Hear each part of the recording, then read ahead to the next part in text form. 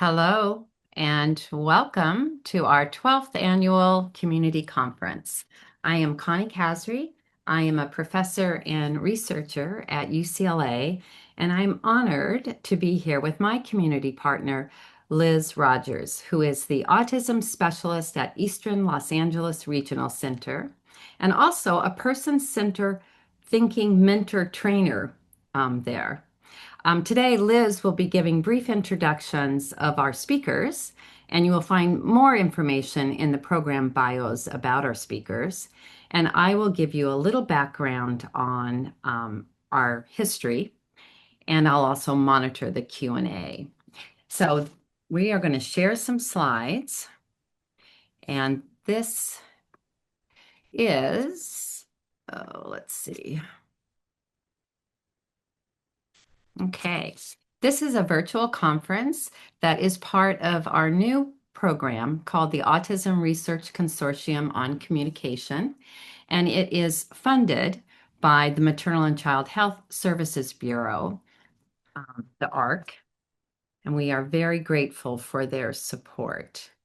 This is a consortium of researchers and community partners. So you can see on the left are our academic sites, and on the right are our community partners for our UCLA site.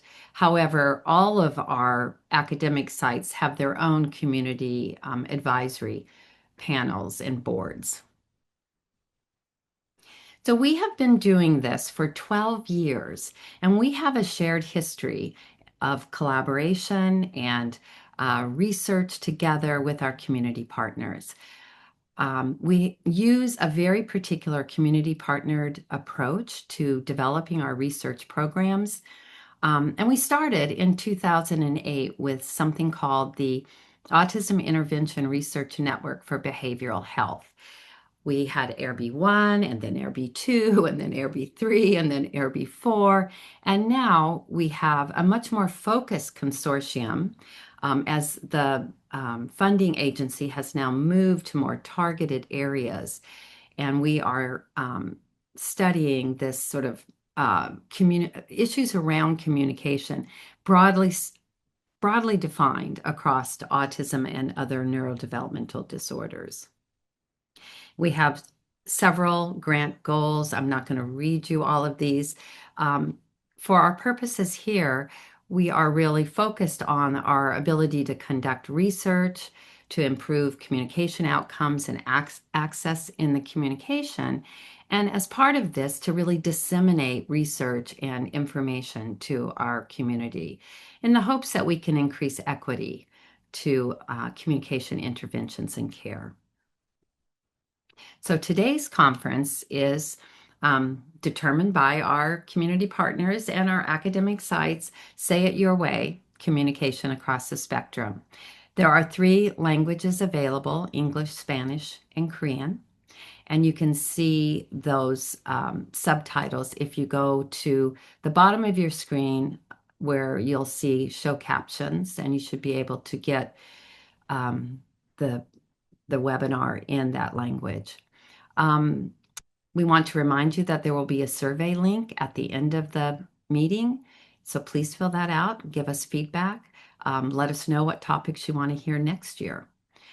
If you have questions as we go along, please post those in the Q&A box, and we will hopefully get to some of your questions. And the conference recording will be posted to the website with Spanish and Korean subtitles. And our website is listed here, and you'll see it again at the end. So thank you. And now we will switch to our first speaker, and Liz will introduce her. Good morning, everyone. Our first presenter is Ms. Helen Tager-Flusberg.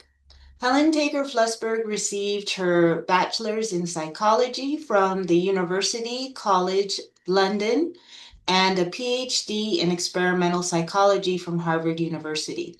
Since 2001, she has been at Boston University, where she is now a professor emerita in the Department of Psychological and Brain Sciences and the director of the Center for Autism Research Excellence.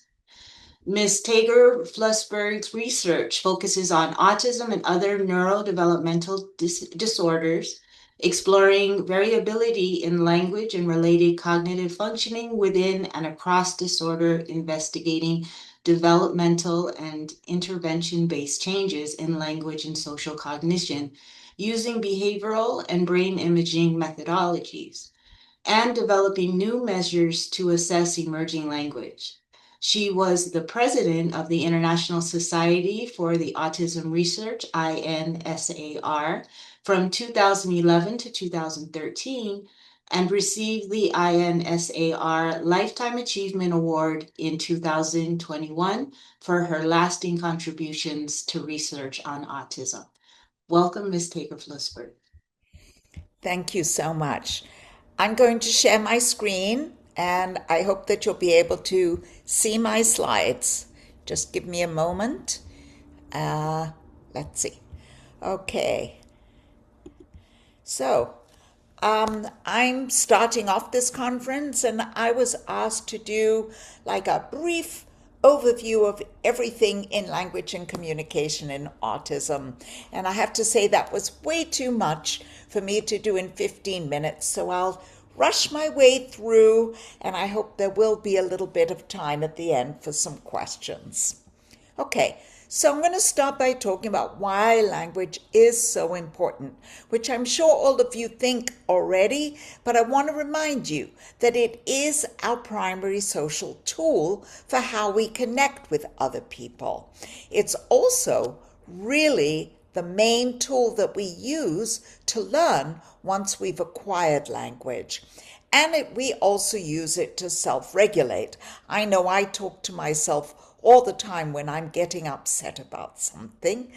So I use that to regulate myself. Importantly, when we think about autism, it is the best predictor of future outcomes.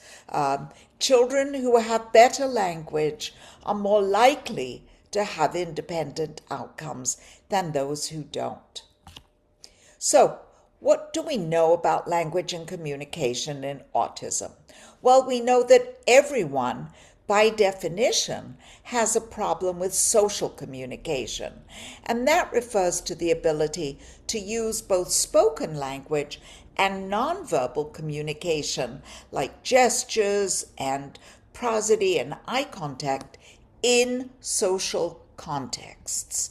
There are also co-occurring impairments in what we call the structural language, in sounds, words, and grammar. Some children acquire structural aspects of language completely, while others do not. There's this enormous variability in the outcome for structural language. So here is a pie chart. We see that about just under half acquire language, but they have still some language problems. About a quarter have no language problems, although they do still have those social communication difficulties.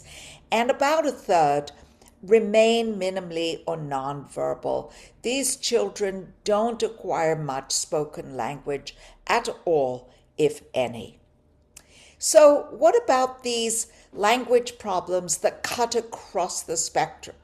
Well, early on, we see this in nonverbal communication. They don't point to share interests. They will point if they want something, but they don't point to say, hey, Mom, look at this. Isn't this cool? They also, when they do speak or communicate via gesture, use a limited range of what we call speech acts. So they will do requesting, but again, they don't use language for many other purposes, and that's a real limitation on their communication. As we look at older children, those who do acquire spoken language, they continue to have problems with conversation. They don't stay on the topic that we're chatting about. They have trouble initiating conversations and so forth. They also have problems telling stories. They don't use social language much, politeness markers or greetings, unless you teach it to them, and then it always sounds a little bit like they've been taught to do it, and it doesn't come naturally. And then finally, they also show difficulties with the tone of language, the music of language, and the rate at which they are speaking. If we look at some early developmental profiles, we know that most children with autism do have delayed language milestones. Their first sounds, speech sounds, and then their first words and phrases are delayed compared to the milestones of expectation. About 1 in 5 children with autism do have some words or phrases before their first around their first birthday, but they show what we call language regression. They lose the language that they did have. Some of them do regain that later, others do not. So we see these varying developmental profiles, all of which point to some early difficulties with language. When we did a study quite a while ago now, and we had 160 toddlers. They were 2 years old when they came into the study, and we wanted to know what was related to whether they had more language or less language. So we looked at lots of behavioral features. We looked at their ability to imitate, to gesture, to play, to initiate or respond to joint attention, their nonverbal cognition, and also their motor skills. And what all these numbers and stars tell you is that these were all related in the middle column to receptive language, or what they understood, and in the right column to expressive language. So we see that this set of behaviors are all important predictors. Who's going to have? The ones who have more imitation or joint attention are more likely to have better language skills. Of all of these, though, gestures to communicate, like nodding and shaking your head or pointing and waving goodbye, these were the single best predictor of language, perhaps because they also incorporate joint attention and motor skills. So now I want to turn to talk about a group that before about 10-15 years ago, we had really not focused our research on. And this is the group, almost a third of the population, who remain minimally nonverbal, even after they've had good interventions, even after they're 5 years old. So, who are these children? Well, it turns out they are, like the rest of the autism spectrum, a highly variable group. And there's no single set of defining characteristics. We do know now that perhaps up to 50% of this group do have some genetic mutations, and we therefore advise families who have a child that's minimally verbal that it's worthwhile getting genetic testing. You may find out something, but you may not. We also know, and this is, I think, the main reason we neglected them in our research, they are a significant challenge to assess what they know. And that's because we really don't have the measures to assess their abilities, their strengths, their weaknesses, because the tests were not developed on this portion of the population. So for that reason, and for many others perhaps too, little research has focused on them. But that's, I think, changing now, and over the last 10 years or so, our group, and especially in collaboration with Dr. Kasari at UCLA, we've been looking at this group of children. And I'm going to start out by telling you about the pragmatic abilities, how language is used, and compare minimally verbal and verbally fluent children and adolescents with autism. So we had a pretty large group here, and what we did was we coded their language as we assessed them using the Autism Diagnostic Observation Schedule, during which we have sort of naturalistic conversation in lots of different areas. And we looked at, did they take turns with the clinician who was conducting the adult conducting the assessment? Did they stay on the topic that was introduced? How much spontaneous speech did they use?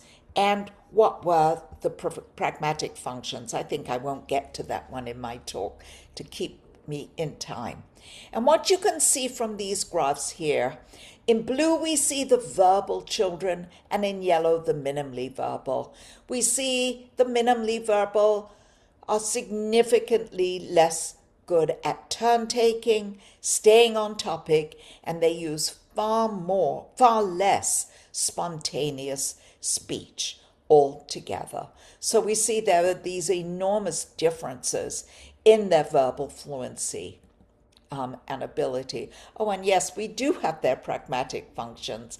And here what we see is they mostly, when they did talk, used it to agree or disagree, a little bit of labeling, a little bit of responding and requesting, but they never asked questions and they never commented on what was going on in the situation. So we see these major differences. In the final part of my talk, I want to touch on the topic of why don't they speak. And I think we don't yet know all the reasons, but we've begun to investigate this, and we know that there's lots of potential explanations. I'll be talking about behavioral reasons, their lack of understanding, intentional communication or joint attention, problems understanding that language, words are symbols, just like play can be symbolic, difficulties with imitation, and intellectual disability. I'll then also talk about whether they have problems processing sounds and whether that might be related to their language, and then finally talk about speech motor production. So when we looked at behavioral correlates,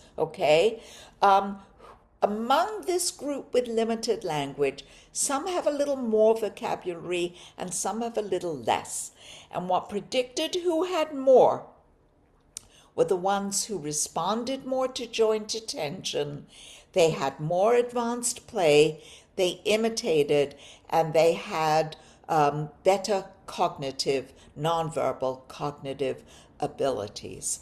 So we see that these behavioral factors are related in part to their language abilities, just as they were in the toddler sample that I talked about earlier.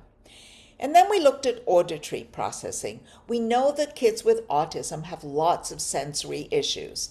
It turns out when we, and here you see my favorite minimally verbal young lady, Emily, and you see her covering her ears. This is the kind of behavior we see, and other behaviors that tell us, even if the person can't express it, that they're having issues around sounds.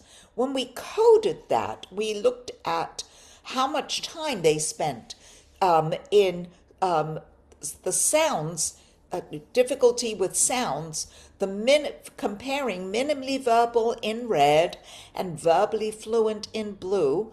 We see altogether that the sensory issues are more frequent in the minimally verbal, but they show far more auditory problems, sensory problems, than they do visual.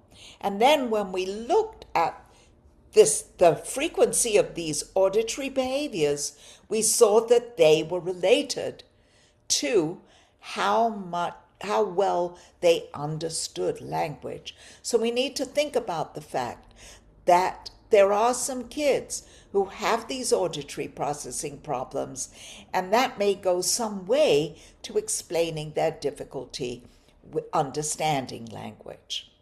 Now I want to turn to the speech motor issues, and this is where I'll end. There's a very rare disorder called childhood apraxia of speech. It's neurological, and what that means is these are kids who have difficulty pronouncing, articulating clearly and consistently. It's not about the mouth and the tongue and the lips. It's up there in the brain. It's the brain, a problem of the brain sending the signals to the oral motor system, how to produce different speech sounds. As you see, it's very rare. And we ask the question whether some minimally verbal kids with autism also have this childhood apraxia of speech. So we looked at speech motor impairments, again taken from a language sample, and we divided the kids. So some of the kids produced absolutely no language at all. And so we couldn't in fact, decide do they have a speech motor problem or not, because you have to be able to produce speech sounds to code for CAS. But we may want to assume that they have the most severe form of a speech motor problem. These are the kids about a quarter who had childhood apraxia of speech. A whole lot more also had a speech disorder, although didn't quite meet for CAS, and less than a quarter didn't have any kind of speech impairment. So that's all I'm going to summarize here. Over 3/4 of minimally verbal kids, up to that amount, may have some speech motor disorder. So now let me summarize. Language is enormously variable. All the children with autism have, by definition, social communication and pragmatic problems using language appropriately. But minimally verbal children not only lack language, but they're profoundly impaired also in their pragmatic communication. And there are lots of reasons that explain why children who are minimally verbal fail to acquire language. And it's likely that if I had two minimally verbal children, in one I might see one set of factors, and in the second, a different set of factors. So I think that's all I'm going to have time for in this whirlwind talk today. I want to thank the groups that have funded my research, all the collaborators on the studies, and most especially the children and families that participate. And finally, I want to say thank you, muchas gracias, and I especially want to thank the ARCC for inviting me to give this talk. It's really been a pleasure to do so. Phew! Is there any time for questions or not? Yes, that was great. That was a whirlwind through a lot of years of research, Helen. So we do have a question, a very long question. Let me see if I can summarize it. Okay. Let's see. Likewise, official parts of data. So I have a grandchild with ASD and operate a school that has children on the spectrum and other disabilities. We desperately need services, and families also require services and support. Let's see. I'm not sure what the question is. So I guess in terms of not sure what the question does. Here's a question. Sorry. Does speech therapy after 11 years old with a severely ASD child help? And I know that you had a research project with adolescents who were minimally verbal. Yes. And I'm not sure if the data showed up there when I presented it, but I will tell you I strongly believe that, and this is based on evidence, adolescents continue to grow. We are continuing to acquire language, okay? Maybe my grammatical skills are where they are, but I am still learning new words every single day. When I read something, I come across a new word which I've never encountered before. And so this is true for all kids. We should never be giving up. And I think it's really important um, to, to do one's best to fight for speech and language services. And if your child doesn't have that much language, maybe it's time to consider other methods of communication. And I know the rest of this conference will begin to focus on that after my talk. Great. There are questions about sort of where do we get services, up to what age would speech therapy still be beneficial? I don't know if you have ideas about that. I think speech therapy is beneficial throughout the lifetime for kids who are minimally verbal.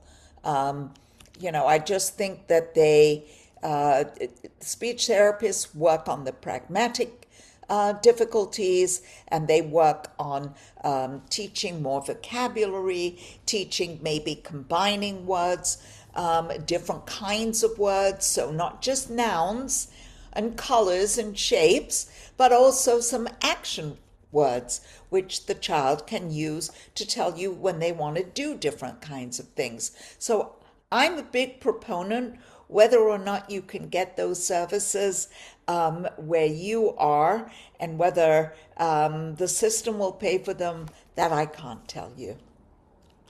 There are some innovative ways in which people are trying to do research to maximize minimally verbal individual speech. And one area has been in the area of music. And I think you guys had a particular project on that with some success for some individuals.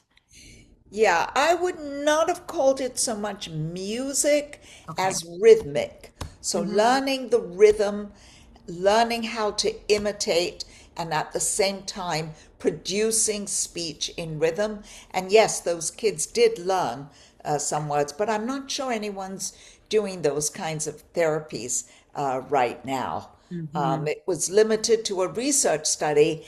And as you know, lots of things go on in research studies and never quite make it to the real world. So I'm just not sure where that therapy went. So we have a few oh boy, the questions are coming in fast now. So there are questions about if my child's not making progress in speech therapy at school, goals aren't being met, do you recommend having them assess for an AAC device? We will be talking about this later, but would your experience? Absolutely. Okay, yeah. You, what's most important is that your child has some way in which they can communicate with you, communicate with other people in the family, their teachers, their peers in the classroom. And if speech is not the way for them right now, AAC is, I think, an excellent route to pursue. Right. Denise Lombardi is asking about, or wants you to please talk about ALL by Light and McNaughton, that most folks with minimally speaking profound autism have not been exposed to phonics, even though it is demonstrated as effective for receptive learners. So you're talking about, hi Denise, are you talking, is this about teaching them to spell and perhaps use language? Well, Nancy, I think, looks like she could answer this question. Nancy? Sure. So it's talking about a program that has a really nice set of materials that clinicians use. I know in our clinic, they used it a lot and have had a lot of success with teaching kids to read, regardless of their communicative skills, their expressive communicative skills. So that's a really good piece of information to share, and that the parents and families might want to educate their SLPs if they don't already know about it. It's nice that it's already put together so that you can kind of pull it off the shelf and use it. So good suggestion. Okay, well, that's Okay. terrific. Thank you, Nancy. I will simply add to that that we did a study of a pretty large group of minimally verbal kids, ages 5 to 8, I think they were. And we found that a significant percentage of those kids know letters, they know their letters, they know their numbers. And so, yes, uh, any kind of intervention that builds on that is a great idea. Okay, so thank you very much, Helen. And you already heard from Nancy, but now Liz will introduce Nancy, another SLP who will talk next. Thank you, Thank you. Helen. Nancy C. Brady is a professor of speech language hearing sciences at the University of Kansas and a researcher at Lifespan Studies. Her work focuses on how early communication develops and supports language, especially in individuals with autism, Down syndrome, Fragile X syndrome, and sensory impairments. A certified speech and language pathologist, she has published over 80 articles and edited book with funding from NIH, the US Department of Education, and Autism Speaks. She also teaches and mentors future clinicians and researchers. Welcome, Ms. Brady. Thanks. I'm trying to okay, there. All right. Okay, now I have to pull my script back up. Okay, great. Thanks. Yes, I'm Nancy Brady, and I am all of those things that Liz just introduced. And my specialty area is autism, and my specialty area is autistic kids who communicate primarily without speech or other forms of symbolic communication. And the reason that I am so interested in these individuals and their families is a personal one, like many of us in the research world. But my brother was autistic and he never learned to speak. So in today's talk, I'm not going to pull up a lot of the research that I've been doing, but I'm going to share some personal experiences with you all based on growing up with Tom, but of course also because I'm a speech pathologist and a researcher, so reflecting kind of on some of those multiple roles. So first off, I have to say that Tom passed away in March of 2025. And so this is why I'm using the past tense to talk about him. So Tom communicated with sign language. He could understand everything that was said to him just fine. He didn't have any comprehension problems. But like many of the children that Helen just introduced you to, he could not speak. So despite millions and millions of trials of vocal imitation and excellent therapy provided to him, he never progressed with speech sounds. With one exception, he learned to say the word egg. And I think primarily because he had an egg phobia, which we don't know why, but some of you can probably relate to some of these kind of strange exceptions that we see in the individuals that we work with and live with. So anyway, he never learn to say words except for egg, but he did learn to sign. And he participated in research at Stanford University, and he was written up in textbooks as one of the first autistic individuals to learn to sign. And the researchers that worked with him, he also had many articles written about him and researchers would share those with our family, which was great and made a big impression. So I make sure to always send copies of research articles to families that are gracious enough to participate in our research studies to let them know what the end result is. So he did learn to communicate in sentences, and he could express his wants and needs, and he could joke with sign language. And I feel the need to emphasize this because sometimes I hear that that autistic children's signs are very formulaic and only imitation based, and that was definitely not the case with Tom. He could communicate a lot with sign language. It was a lot like some of your speaking children, a lot of repetitive topics, maybe some inappropriate topics, but they were definitely his own unique sentences and utterances. So I know that one reason that Tom was so successful with signing was that my mother became a really fluent signer. She went through a lot of sign language classes, even went through an interpreter program. So she was able to provide a lot of consistent input to him and teach him throughout the day. So sometimes I will mention to parents who want to introduce sign language to their kids that, it really requires a lot of input or a lot of commitment to learn signs and to stay ahead of where your children are to be really successful.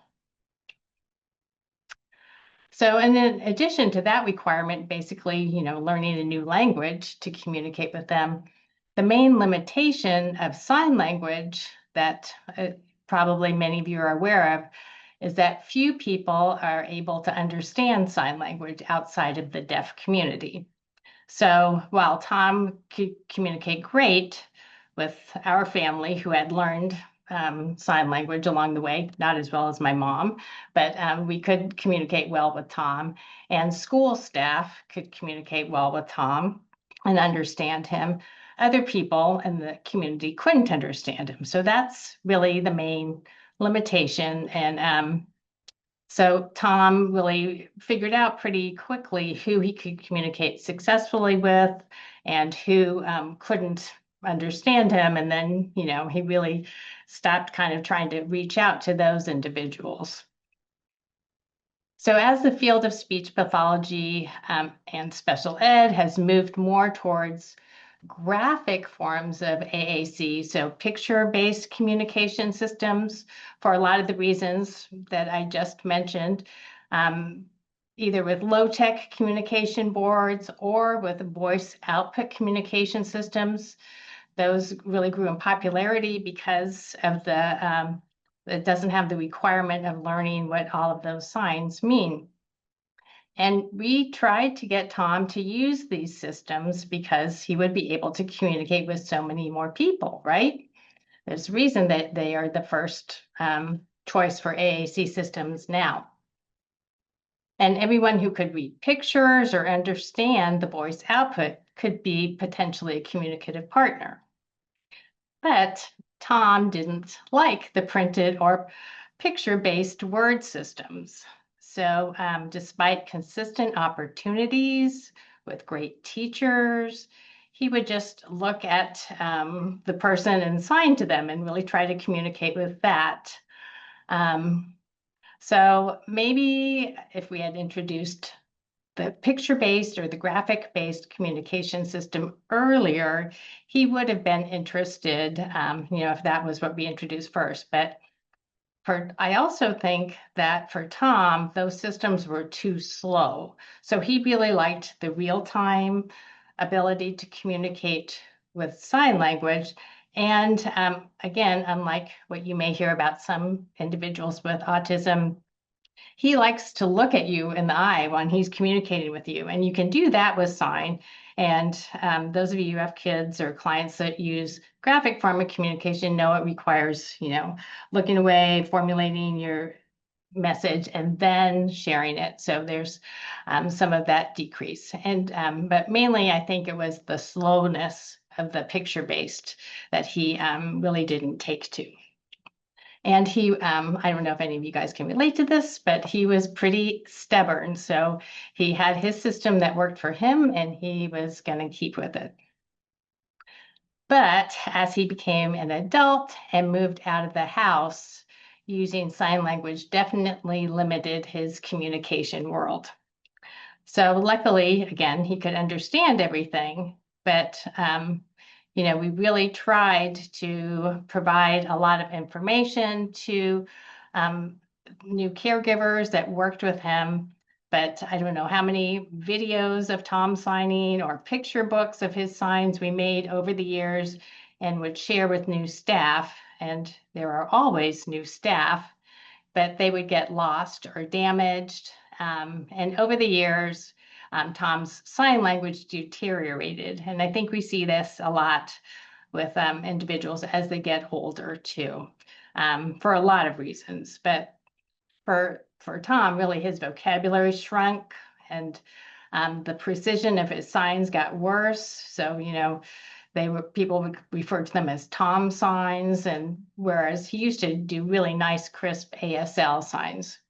So, so that was kind of unfortunate, but not unpredictable based on his environment and the lack of a community to sign with on a regular basis.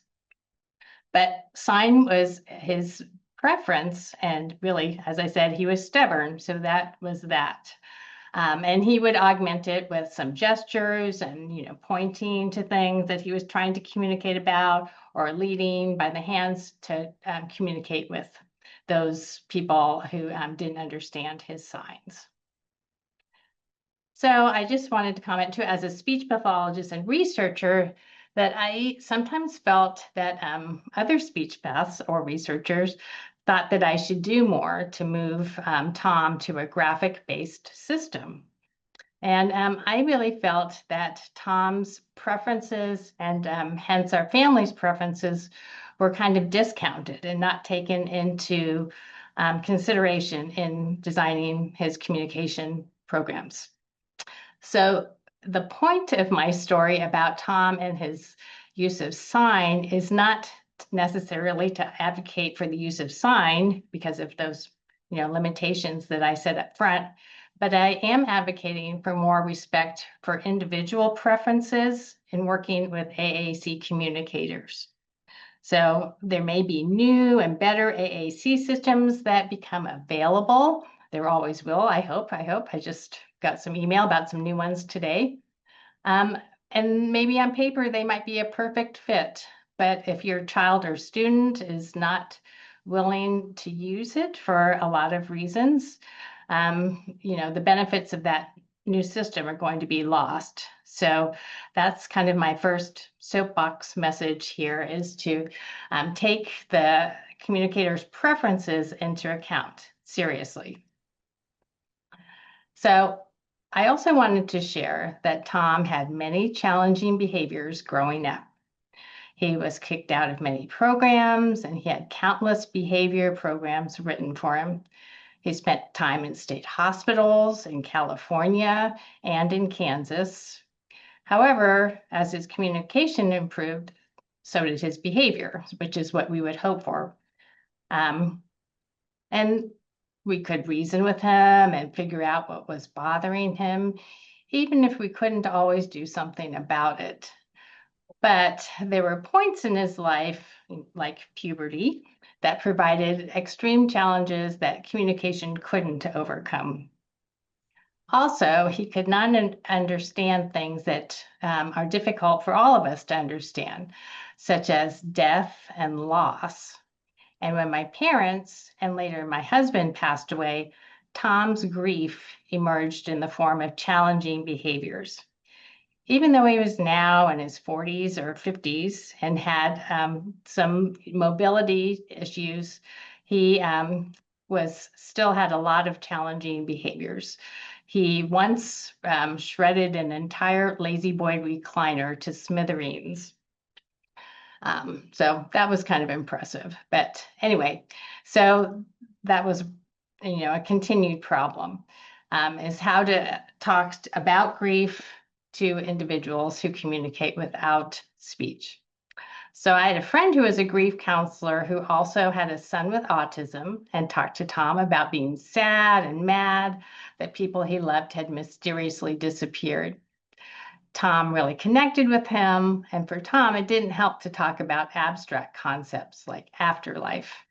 He was very concrete, and when well-meaning people said something like, "Well, we'll see them again someday," he wanted to know when. Or when they said, "My parents were in heaven," he wanted to know, "Well, where is that? Let's go there. Let's go see him now." So with Tom, it was much better to just say statements that make people uncomfortable, like, "Mom is dead. We miss her. She's not coming back." And he just needed to hear that kind of over and over. I know the first time my daughter-in-law came to dinner with Tom, he started asking about mom and dad. And because it was like the millionth time that I had gone over this, I casually said, "Mom's dead, dad's dead, pass the potatoes," something like that. And my daughter-in-law later told my son, "What is up with your mom? She is like really, really cold and mean." But later she got it that we had all gone over this many, many times. So thank you, Nancy. This is, a nice memory of Tom. Um, and I think these questions will come up later for you about, as a speech therapist. Next, we have a panel actually of speech therapists, which, you could have also been on. But we'll be talking about some of the solutions. You've already talked about some solutions that actually didn't work so well for Tom, and he found his own solutions. So Liz is going to introduce a panel of speech therapists. I'm sure that you'll have something to contribute to that as well. But they will be talking actually now about some solutions for people who are not speaking very much. So thank you. Sure. So next we have two speech and language pathologists. Our first guest is Miss Catherine Horton. Catherine Horton is a duly certified speech and language pathologist, SLP, and board certified behavior analyst, BCBA. She earned her BA from the University of Maine, MS from the University of New Hampshire, and a certificate of advanced graduate studies from the University of New England. Ms. Denise Ford is the founder of the Child Development Center of Marin, a multidisciplinary clinic offering a range of pediatric therapy services.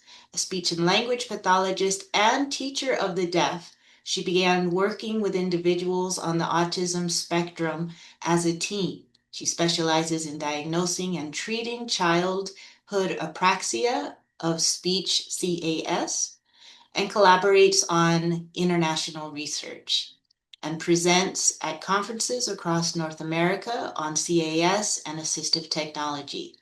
Ms. Ford, Ms. Horton, welcome. Wonderful. Thank you so much, Liz. I'm honored to be part of the panel today, sharing some information on one augmentative and alternative communication, AAC system, known as the Picture Exchange Communication System, or AKA PECS.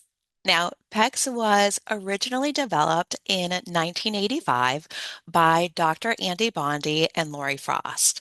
Now, Andy's background is in behavior analysis. Lori's background is in speech and language. And what I've always appreciated about the protocol is that they really brought the best from both worlds into the development of the PECS protocol. PECS was originally developed at the Delaware Autism Program. That's where Andy and Lori were working. And as the name implies, they were working with young children with autism. But since the development in 1985, the use of PECS has become much more widespread. So we are implementing PECS with learners with a variety of different abilities. So diagnosis-wise, we've implemented PECS with learners with autism. with Down syndrome, with Angelman syndrome, with acquired or traumatic brain injuries, with a variety of different developmental disabilities. We keep a running list, and I think we're over 50 different diagnoses of persons who we've successfully implemented PECS with. Now, the youngest learner who we've ever implemented PECS with was right around 16 months old. Okay, so this is something that we can get going very, very early.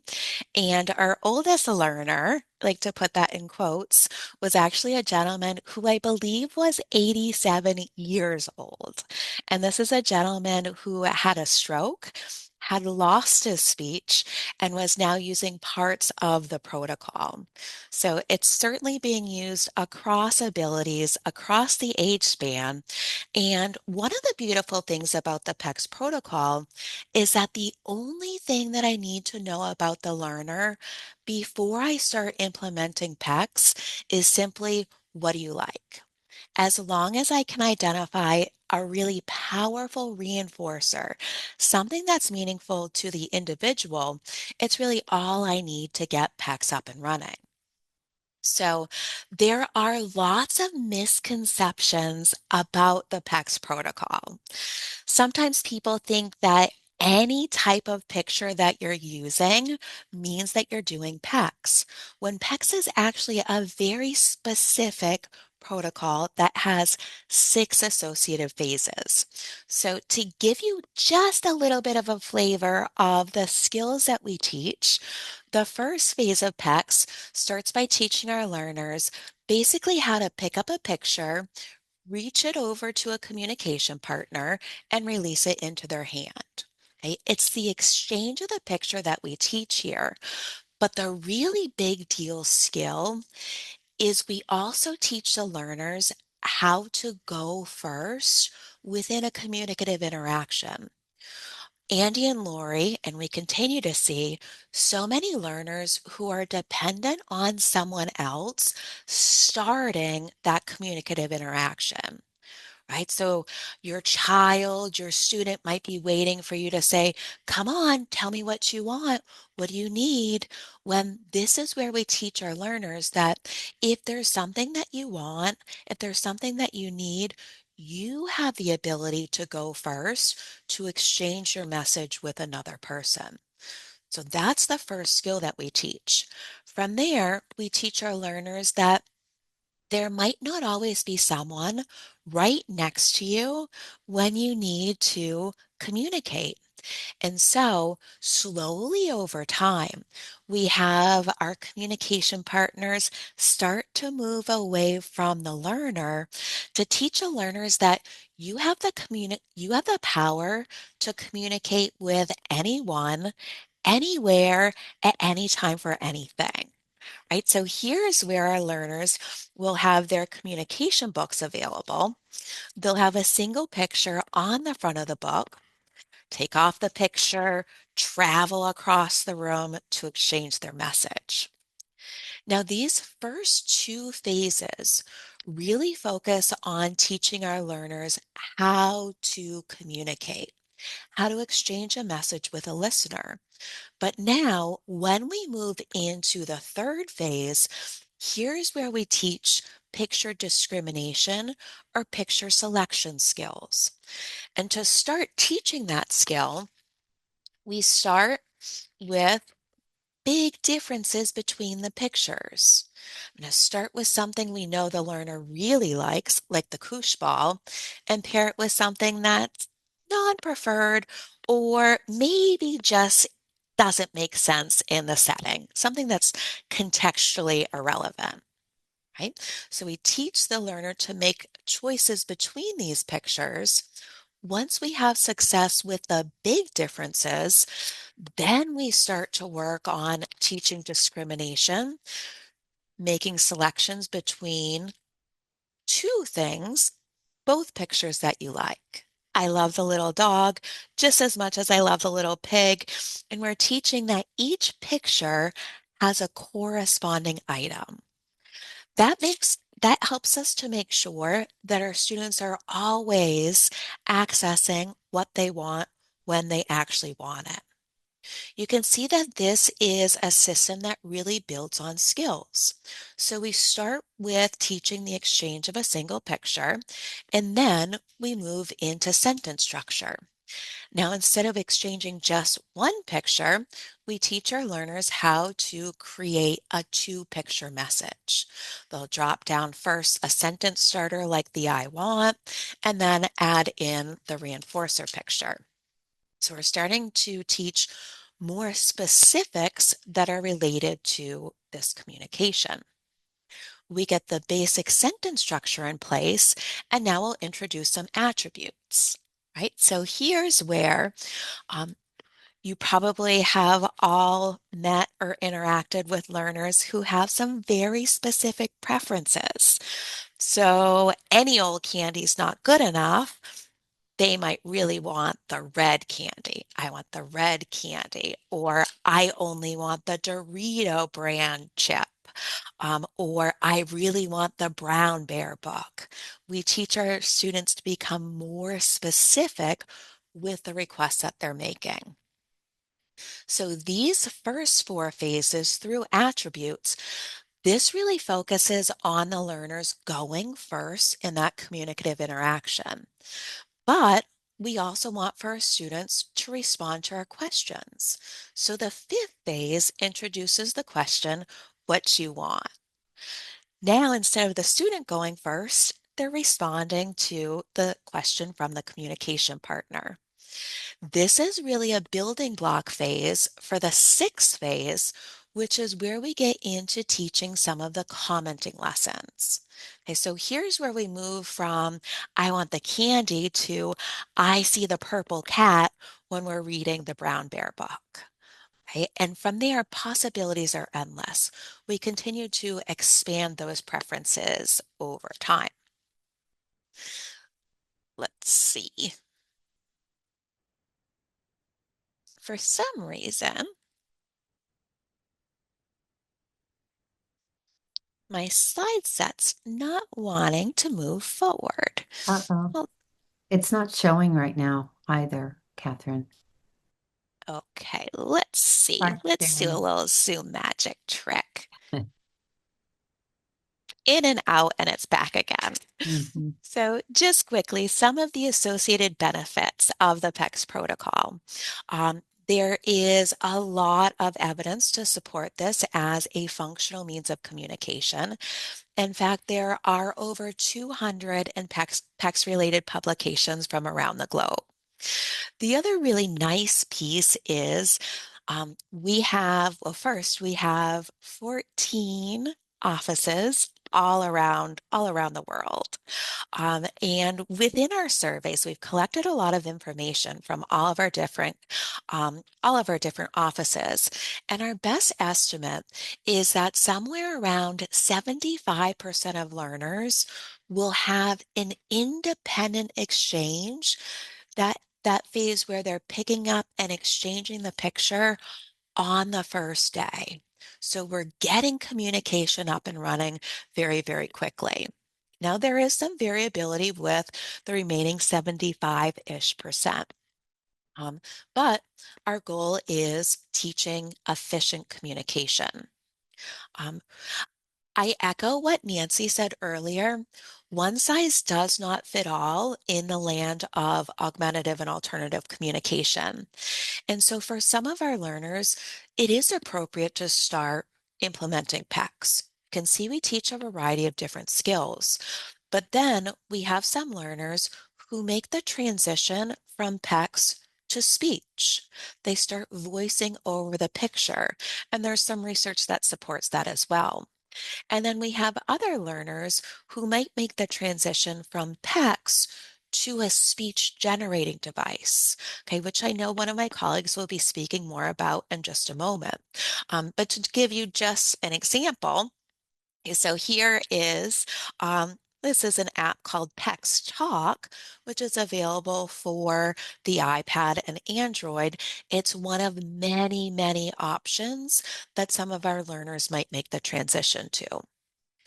So as far as follow-up resources, please feel free to reach out to me if you have any questions. Horton, C. Horton at PEX.com.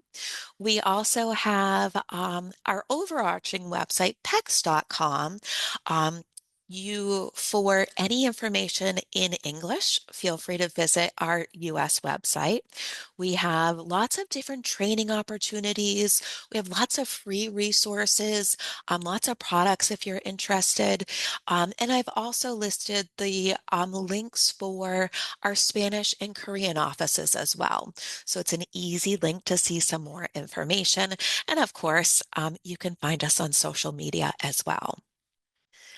So with that, I think it is now time to hand it over to Denise.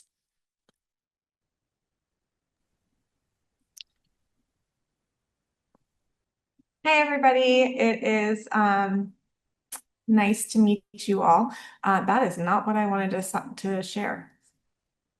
Okay. And slideshow. Okay, slideshow. Okay. So already we had Dr. Helen Tager talk a little bit about childhood apraxia speech, but that is actually the area of my specialty. And so we're going to talk a little bit about it. You might notice some of these characteristics in your children. So essentially, childhood apraxia speech, as said earlier, is a neurological impairment where the message from our brain to our mouth is getting muddied. The way that I like to explain it to parents is if you were to go for a hike in a really overgrown area where there's not really a path yet, it might take you a long time to get from point A to point B. You might not even make it to point B.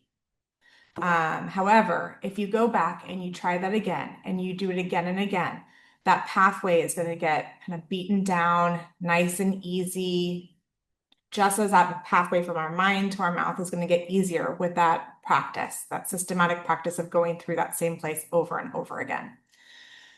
So childhood apraxia of speech a lot of times looks like that overgrown path where you can't find your way through. It doesn't involve any muscle weakness. And the child knows what they want to say, but they can't get that motor signal from the brain to the mouth there. So CAS is diagnosed by a speech language pathologist. It's a speech disorder, and it can be diagnosed before age 3 if there's enough speech present or the child is trying to directly imitate. One of the things that we will see with our children with CAS is it looks like they're not trying to imitate. However, we might see the mouth trying to open or the body trying to do something. So just because there's not a sound coming out yet doesn't mean that direct imitation isn't being attempted.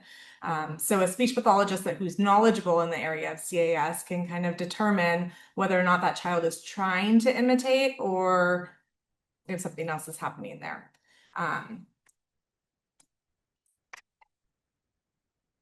Speech characteristics that we're going to look at are going to be the vowel integrity, if they're able to have accuracy as the motor load gets more complex. So what I mean by that is saying mommy is more complex than saying mama because we're changing that vowel.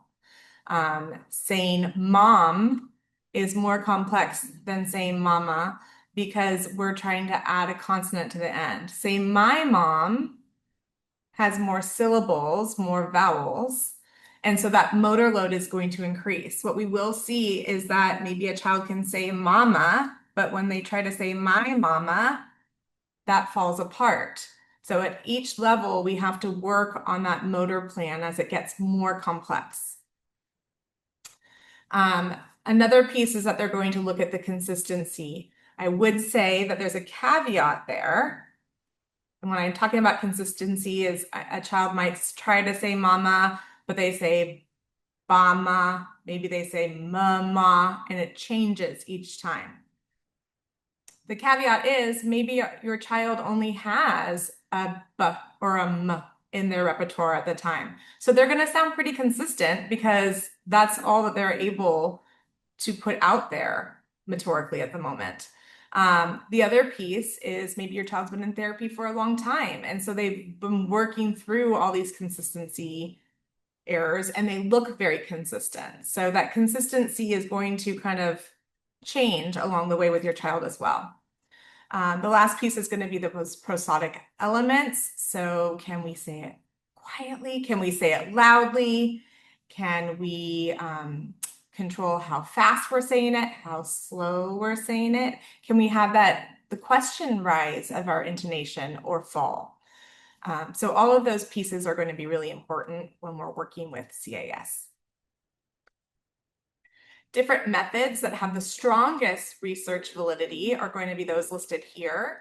Today, I'm going to specifically talk about dynamic temporal and tactile cueing, DTTC, which tends to be for the children who are most severe. So those top three, DTTC, REST, and then biofeedback, kind of show also that natural progression of for most severe to least severe.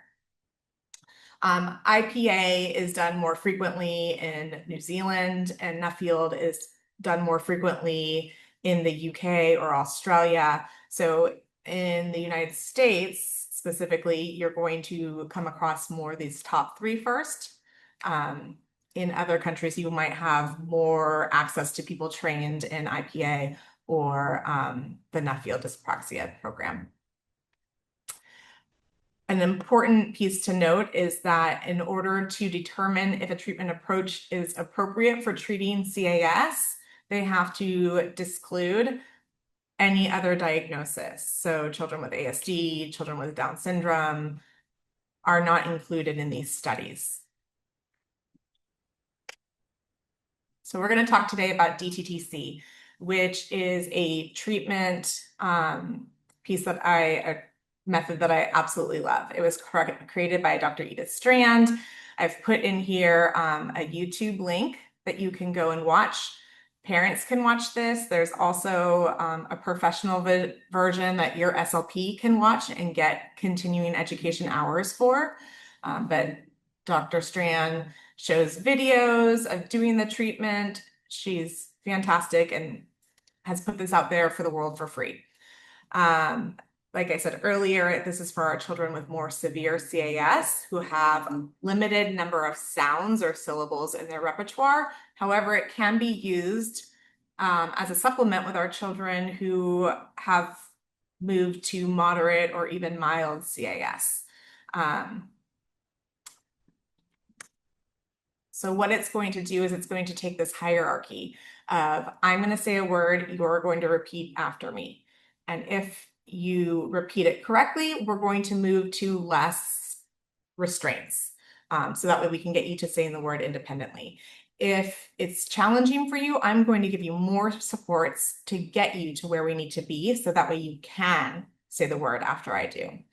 In this approach, it doesn't use pictures because it's all about the person's face. That is going to be more challenging sometimes for our children with an ASD diagnosis. It just sometimes takes me a little bit longer with those kids. So it's a lot of like, okay, let's watch my face again and bring them back. There has been research out of Temple University by Dr. Molly Bating, where she did some video modeling in the context of DTTC, and those results were mixed. And I believe there were only like 4 children that they did it with. So more research needs to be done in this way. But what we really want is the child to be watching what our mouth does. So that way they can use that information and do it themselves. I tend to use some pictures for some of my kids so that way it adds meaning. So even though technically it's not supposed to be matched with pictures, I'll use pictures for my children so that way it also builds some language with them. So what this looks like is, as I said, there's that direct imitation. If I say mama, and the child says ma-ah, I might slow it down and say, okay, we're going to say it a little bit slower. Watch me. Mama. I'm going to see what they say. So they say ma-ba that time. I'm going to give them some more support. We're going to maybe go up here to simultaneous, or I'll say, let's do this together. I might call it the same game. And so we'll do mama together to enact those mirror neurons. We might start at a slow rate with that and get up to a faster rate. And then we're going to vary prosody. I'm going to say, okay, I'm going to ask it like a question. Mama, we're going to do it together. Mama. And once they're able to do that, we'll go back to that direct imitation. In that direct imitation, we're going to do the same thing again. I'm going to say mama. I'm going to get the child to getting to mama. Once they're able to do it at a regular rate, we're going to vary that prosody and move up to or down to delayed imitation, where I'm going to say mama. I'm going to put my hands for a couple of seconds, but we're going to wait 3 to 5 seconds, and then it's their turn to try it. This is going to be done in a very fluid method. And so if we get down to delayed imitation and the child is struggling, we can pop back up to direct imitation for a moment, give them the supports that they need, get back down to delayed imitation. The goal is to get down to spontaneous, where I'll ask a question like, who brought you to speech today? And they can say mama.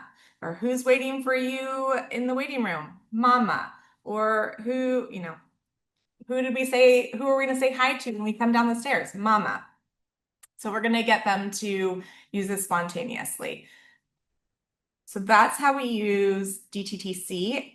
I also will kind of use it for my higher level kids. If they're struggling with a word, we'll pull that word out, we'll DTTC it for a moment, and then push it back in what we're working on. I have adolescents that I work with that have been with me since they were toddlers or preschool age, where we are working at very high levels now, but we still have to sometimes go back and pull some of those words out. So that's kind of going over DTTC. Now I'm going to go back to this communication device stuff that we were just talking about with PECS. We also had spoken earlier about sign language. I am a big proponent of all sign language, low-tech pictures, high-tech devices. So when we're talking about high-tech devices, we are talking about something that is going to usually have voice output that's coming along. So it's speech generating device. So this can be, as you can see, a button that we can push and it can say stop, maybe is what and so we're trying to get the kid to say stop. It can be these smaller choice where there's maybe 4, like the Go Talk 4, or it can be something like the iPad, which has a more sophisticated device on it. So you touch it, it speaks for you. I have to update this because apparently it's not speaking for me right now. So that was not a great example. So, but I also will start kind of connecting with lower tech.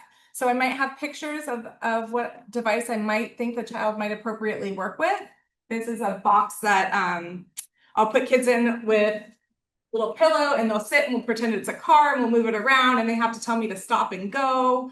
And then they're already getting acquainted with the pictures that we then go and use on the device.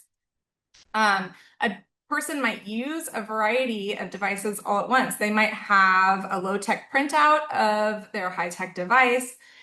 We might have on some of the doors and whatnot, some of the pictures that say like open, so that way the icon is there, but then we're also using the high-tech device, so that way if the device isn't right there for the child, there's something there that can help them, always knowing that they are there to use their words and communicate.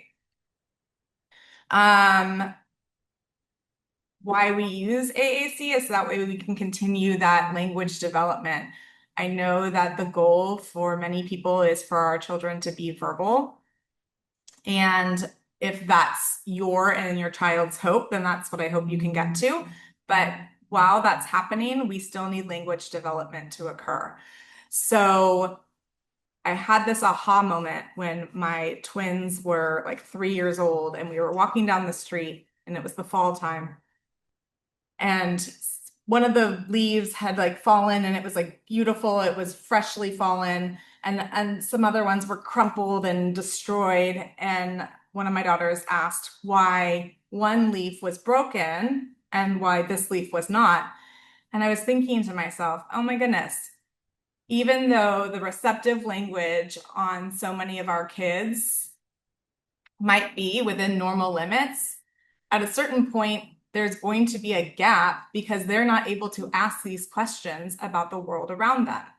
So they're noticing things around, but they're not able to ask, so that way they can keep drawing those conclusions and making those connections. So when we have infants and toddlers, we're narrating everything that we're doing. That's what we're taught to do. But at a certain point, when our kid isn't speaking back to us, how are we continuing that conversation with them? And so this use of AAC allows that conversation to be continued. It allows needs to be met. It allows the conversation and the language to be continued. So not just expressive language continues to be promoted, but receptive language as well. And it boosts just participation with everybody in their community. I think I saw a question earlier that said that, oh, does AAC stop children from being able to speak? And no, it actually encourages this language to keep going. So we see here, I'm going to move because I can't see the whole screen. We can see here that 89% of AAC users showed an increase in their speech production. So we shouldn't be afraid of AAC. We shouldn't be afraid of sign language. As I said earlier, I was a teacher of the deaf. Families would come to me and say, oh my goodness, but if you sign with my child, are they not going to speak? And we're in a verbal world. So if a child wants to and is able to speak, we have to have that want and the ability, they're going to get there, right? I thought that this was a really just amazing little statistic here, that by 18 months, a child is typically exposed to 4,380 hours of language. But the language exposure for a communication system at twice a week for 30 minutes, so like what you might get at school or in a private practice for speech therapy, would take 84 years. So it's really, really important that we put home practice with all of this as well. Here's some more stats about why it's important for home practice.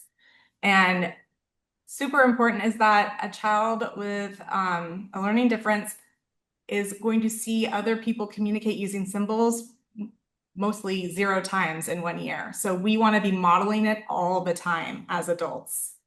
I have in my office here like a large, and I have a variety of different ones. So that way, whoever's system, I can put it up there so I can be modeling when we're talking. We can make smaller boards of the same system that have some of the pictures taken off but they're already in the same spot, that it will be on the device. So that motor learning is right there for you. But it's really important that you're practicing this at home for your child, that you have your own board that you're doing it on, so they have their own voice and you have your own voice. Allow your child to babble and respond. So if they press something and it was an error, or you think it was an error, still respond, because guess what? When our kids are learning to talk, they're not always going to say the right words either. But there are reps that will lend out devices. They will help you get these devices through insurance. They're there to support you and your local SLP. Wow. Okay. Denise and Catherine, you guys were like rapid firing information, so much information for families. And there are some, I think you answered a lot of the questions that parents were, or providers were posing in the chat. But if you will look through the chat and answer any of those, that would be really helpful. One thing each of you said, so Denise, you just talked about babbling on the AAC device. Can you just give us an example of what that is? Because I think people aren't aware of this, and I've been hearing more and more people talk about babbling on the device. Yeah, absolutely. So, so a child might, hit a button, and I can't believe this isn't where I should have tried beforehand, but they might hit like play, and it'll say play, and I'll say, oh, play, you want to play? What do you want to play? And maybe they did want to play with something, or maybe they were just touching it to see what would happen. But if we're going to respond to them, it's going to show, wow, this meant something. This has power. Mhm. And so go ahead and sometimes they'll hit the wrong word and you'll say, because maybe it's the button right next to it, and you'll say, oh, that doesn't make sense. You just said this. I think we were trying to say that. Well, and so we can respond just like we will to anybody. Sometimes my word retrieval pulls out the wrong word, and then I have to go back and troubleshoot and fix what I said. And it's the same thing for a child learning this device and pressing the buttons and exploring it. And that's what we want to encourage, is that exploration of language. Right. That's great. Yeah, so they'll press it over and over and over again, and it's okay to explore a bit. Right. Yeah. Families will say, I'm also going to say, families will say, like, I don't want cookie on here because they keep saying cookie. Guess what? When my kids learned what a cookie was, they also talked about cookies a lot and wanted a cookie. And it's okay for us to say, I hear you. You want a cookie, but we're not having cookies now. So it's okay to also have those words that you don't necessarily want to deal with, because that is part of learning language in life too. Right. And then, Catherine, somebody had asked about some of the criticisms of PECS, and was it not true that you can get to these higher functions of communication using PECS? Absolutely. So there continues to be a misconception that the only thing that the PECS protocol teaches is requesting. But as I showed within the 6 phases, there is a full 6 phase. The sixth phase, say that 10 times fast, focuses specifically on those commenting skills. So that's when we get into teaching our learners to tell us about what they see and what they hear and what they feel. So it certainly goes beyond requesting. Yeah, which is great. And both of you have given us lots of websites and materials and things to look for. Parents are sharing their stories. But I think that this will all be available. This will be recorded. You will have access to this. And if both of you can go in, and if you see any questions that people have asked about their own child, can you go ahead and respond to those? Absolutely. Thank you. Thank you again. And thank you both. You were terrific. Everybody's going to want to find you in your practice. You know this. And I don't think you live in Los Angeles, right? So that will be a rough one. Go ahead, Liz. Thank you. Our next presenters are Elaine Hall, known as Coach E, and she is a pioneer in using theater and movement to connect with neurodivergent individuals. A former Hollywood acting coach, she developed her innovative approach after her son Neil was diagnosed with autism, combining mindfulness, expressive art, and insights from leading autism experts. Neil Katz, 31 years old, is an independent adult who loves walking, music, the beach, shopping, and chocolate. A multimodal communicator, he uses devices, gestures, and sign language to express himself. Neil is an advocate for disability awareness and helped inspire the Miracle Project, appearing in award-winning films like Autism the Musical. He enjoys performing, modeling, and public speaking, including presenting at the United Nations. Neil serves on the board of the Autism Society of Los Angeles and values his independence, supported by family and coaches. Welcome. Thank you. Thank you, Liz. And hi, Neil. Good to see you. We want to thank you for putting this really important conference on about AAC and communication. And I asked Neil in advance if I could speak for him, and he gave me a yes, a thumbs up yes. So we're good there.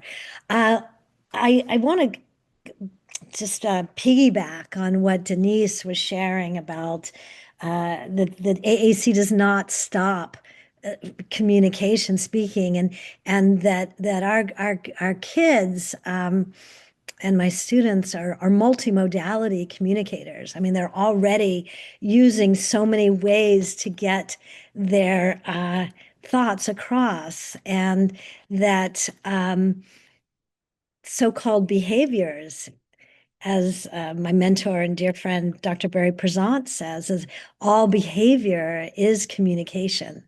So why not provide an opportunity to uh, incorporate AAC and systematically allow the expression of different alternative ways of communicating. So, I mean, we do use sign language. Neil, do you want to show the sign, what you do, the sign for frustration? Yeah, right. And so we use sign language. And then also Neil has his own way of communicating with gestures. And AAC has been such a bridge to communicating with the neurotypical world. And as Denise said, Neil does sign, but only his inner circle will know what's going on.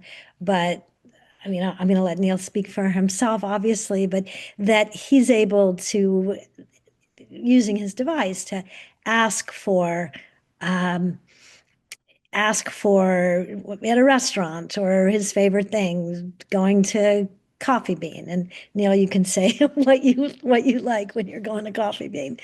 Uh, I do remember when Neil, when you were really young, and I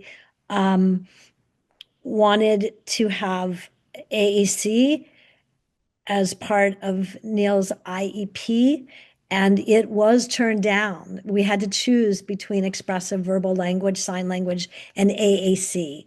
And so I had to advocate, which I encourage everyone to do. I had to advocate to be able to have AAC as well as, because immediate communication and everything changes. Everything changes. You can be as low tech as our original, the person who got us really going with all of this was Darlene Hanson. If anyone knows, she's just a pioneer in communication. And we did a grid, a 4-part grid, where I think, Neil, you were probably about 9 years old. And we did a full part grid where Neil was asked, not at all to get political, but this was a long time ago, where a grid with 4 different things on a piece of paper. And he was asked, where does the president live? And he pointed right away to the White House. Where do they live? Where's the White House? He pointed right away to Washington, D.C. And he was able to immediately be reading. So I think our kids are reading when we don't even know. And you were really young at that time. And that was what gave us the ability to be included in a general ed classroom with Neil's wonderful 101. Zach, do you want to poke your head in just for a second? Zach, fortunately, has been with us since Neil was in elementary school, but using AAC, knowing what we as parents intuitively know, how intelligent our children are, how, Denise, like what you were saying, how aware, how sensitive, and how knowing our kids are. We know that.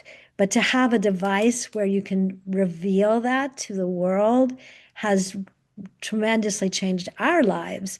And then what I've seen with my students at the Miracle Project, we have a class that is for AAC users, and they create their own original music videos with their lyrics and their stories. So it enables an ability for the rest of the world to experience what we experience in our homes. So with that, I'd love to turn it over to Neil. Neil, we use both Proloquo to Go, which is an incredible app, and I'll put that in the chat. And then we also use Touch Chat. The reason we use 2 things is because they both have different capabilities, and Neil's really facile with going back and forth. I wouldn't suggest that for everyone. I would, and I'm Denise, please correct me. Ideally, you pick one, but Neil really likes both. So, and it's his way of communicating, and he's a multimodality. So he uses gestures, sign language, some voicing, and his AAC device. And it's all good because all of us are multimodality communicators. We don't choose one way of communicating to the world. We may type, we may write, we may speak, we may use our hands, whatever. Okay, so Neil, take it from here. You want to do what you type? So Neil typed something up with his therapist and is gonna access it on his touch chat, and then it'll speak to us. Do your thing, Neil.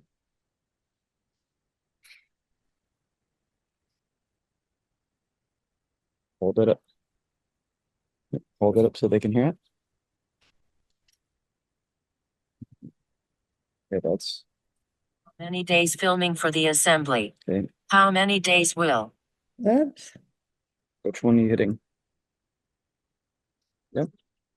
And then hold it Hi, up. I'm Neil Katz. I'm 31 years old. I enjoy walking, acting, modeling, also musical performance and nature, traveling and staying in hotels. I love the beach and the fog and bees and flowers, getting drinks and snacks and helping people. I love family and friends and being independent. AAC has been very helpful along with my signing and body language and facial expressions to let people know about my feelings. Also what I like and want for my plans in more detail. Yeah, so Neil, for presentations where there's, a lot to say, he can use that and he types that out over sessions with his therapist. But then he's also got access through touch chat for just he can say any of those statements as individual statements because he can piece together the words, or his name is in there separately, his age, where he works, what he does at work. So like Elena was saying, we don't want to limit what the ability to communicate. You want to be able to use sign language or gestures or pre-programmed paragraphs so that we can get a lot of information out at once, because it would be a little unfair to ask Neil to build all those sentences here on a Zoom on cue. So you've really got to, meet each communicator kind of where they are and give them the best opportunity. Right. Thank you for that, because that has been, something we've experienced before. We gave you like, what, 10 minutes, Elaine? And Neil needs a lot of time to produce that much language. And so there are these predetermined phrases that he's using, right? That are common for his own introduction or what he wants to say. So I appreciate that. Can we And have, then, yeah, like, go ahead. oh, I'm sorry. Like what Zach was saying, as well as, so Neil, do you want to like just share like some of the shorter phrases that you have in there? Like, if you go to a restaurant, do you want to use like what you would say going to a restaurant? Difficulty speaking. Thank you for listening. Okay. You done? Chipotle. No, he's Oh, okay. Okay, tell us, what restaurant do you Say it like to again. go to? Chipotle. Chipotle. And what do you, this is really helpful to people, Nielsen, thank you. What do you order when you go to Chipotle? Beef. Beef. Yeah. Yeah. And what would you order to drink? Drink. Lemonade. Ah, lemonade. So that way, and what do you use what would you ask for when to wipe your hands? What would you ask the waiter for?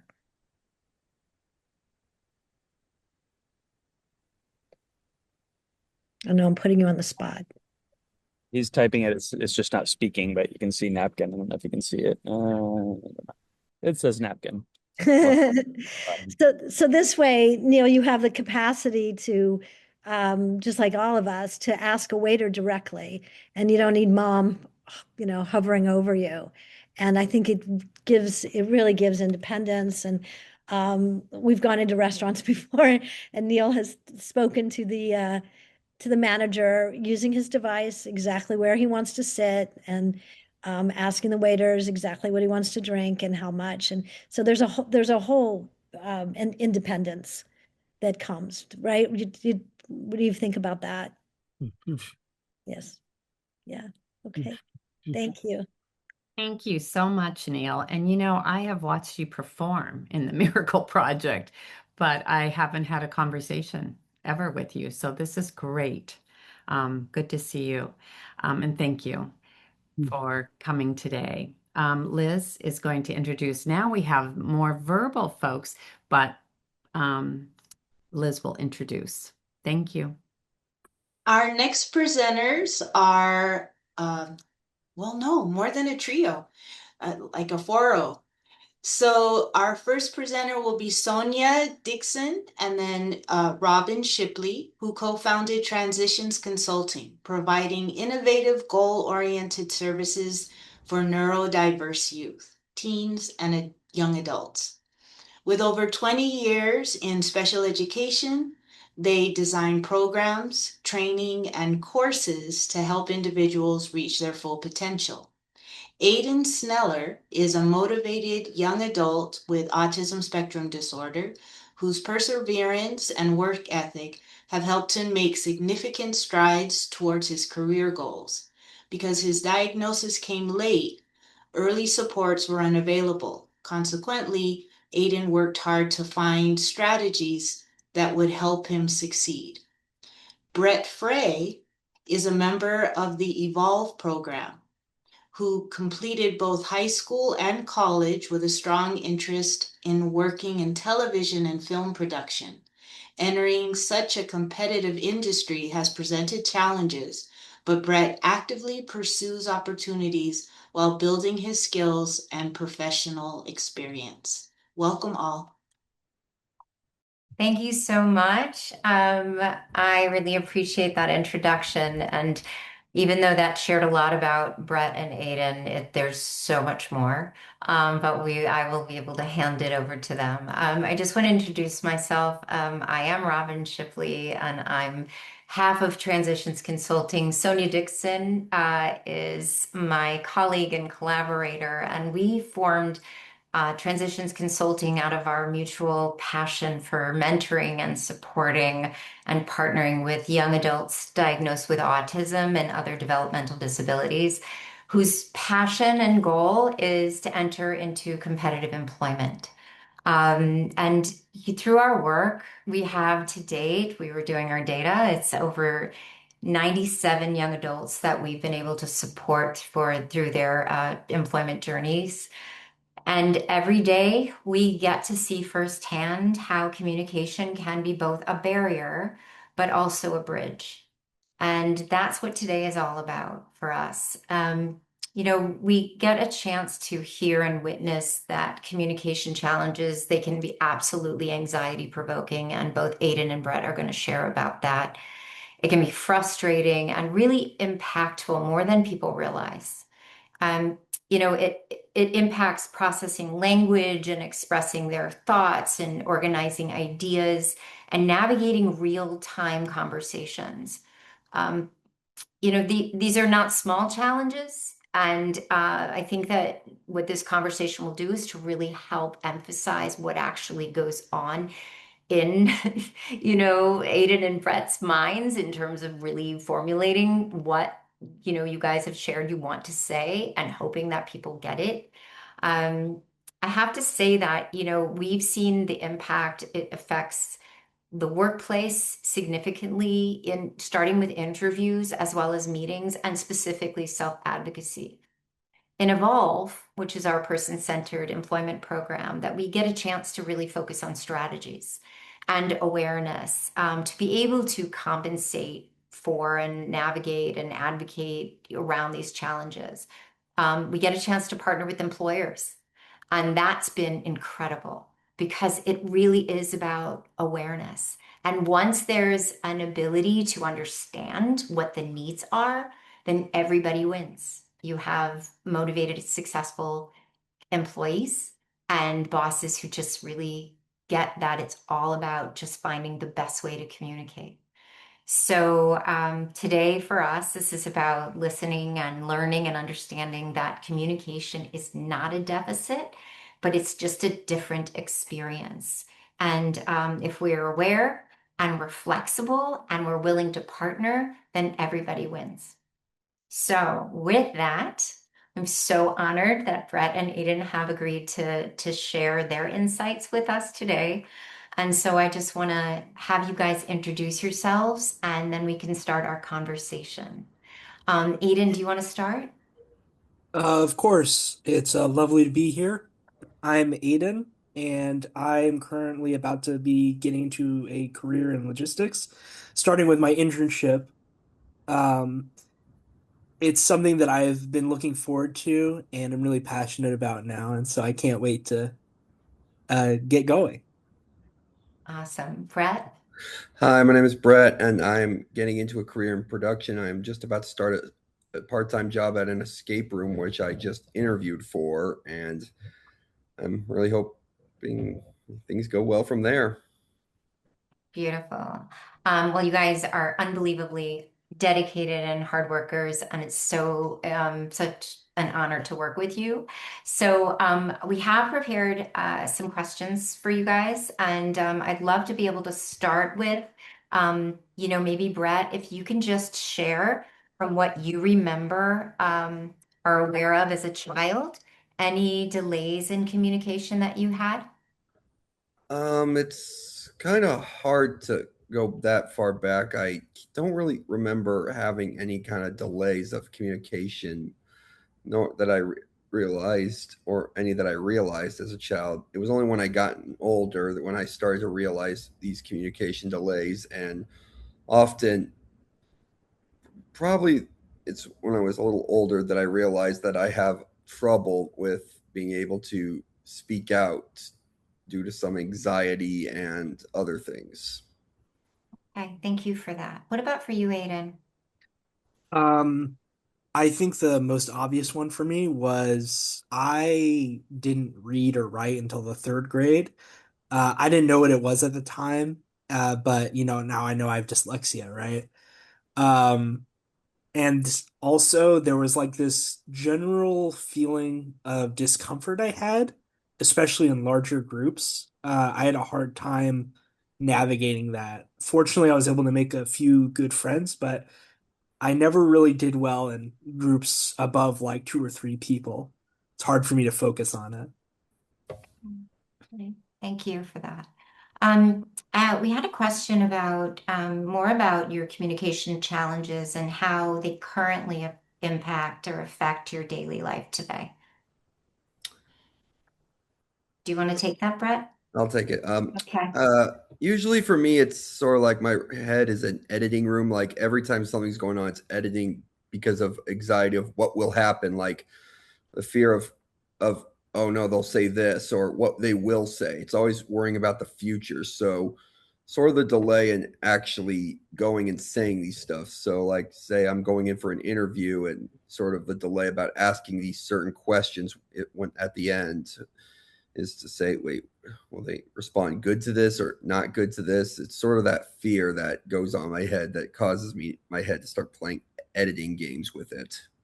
Wow, I love that image. That's really helpful. What about for you, Aiden? Um, I would say it's similar, although I have a this tendency to go on like tangents and also say things that are not like I are just like these minor little social missteps that I don't really perceive a problem with, but they might be misunderstood by other people. And it's like trying to condense like a paragraph of information, using his editing example into like a single sentence, for me. And so it can be a little challenging to get things right, the first time. Right. I mean, think about like your whole process, guys. I mean, everything that goes in that you're talking about that you have to think about before the actual words come out. It's a lot. Yeah, it really is a lot. So, Yes. does that cause delay in your responses, Brett? It often does. It often causes me sometimes these pauses that I have, like when I'm speaking, and just like what just happened just now. But it really just comes down to the fact that I usually get anxious about what to say next, or take time and try to come up with what I want to say next. Okay.